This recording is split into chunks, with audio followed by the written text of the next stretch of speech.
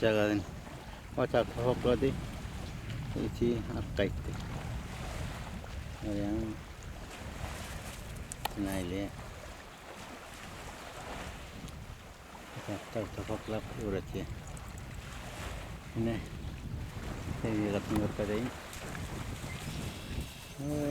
Giden yengelik. Hani daha da bakayım.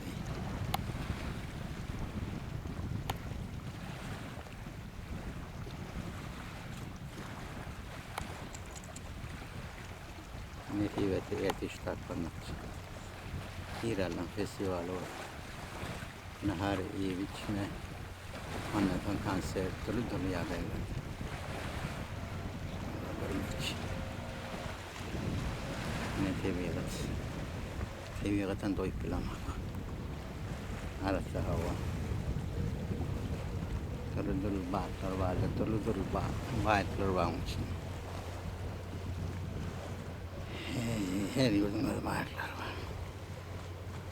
Şu bağlar halkına netiveti. Şunu yeter tatlı.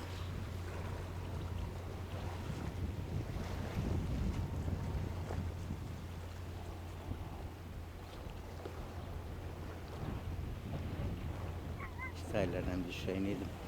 Yani o anarlarda getiriyordum.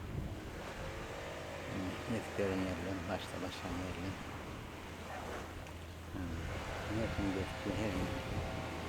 Sonra Salih'e bir de uçuyor. Bir de kurtarmak için şeydir. Doğan anlaşlarına oğullarını ileri yanılı yadı yasaklayan. Sevuk bağ mıdan görümde. Kız getiriyorum. Marim Morga abinin. Ondan sonra Türkmen Abad'ın, Daşavud'un, Aşkavad'ın Seylvağı. Bu tarafları yardıma çıktı. Tabiat. Ençi madem görenlerle geçenlerle geçenlerle. Dolu tarihler çeşmelerimle balıklar. İşte su çekilip işte geliyor. Ağabey yazmış işte.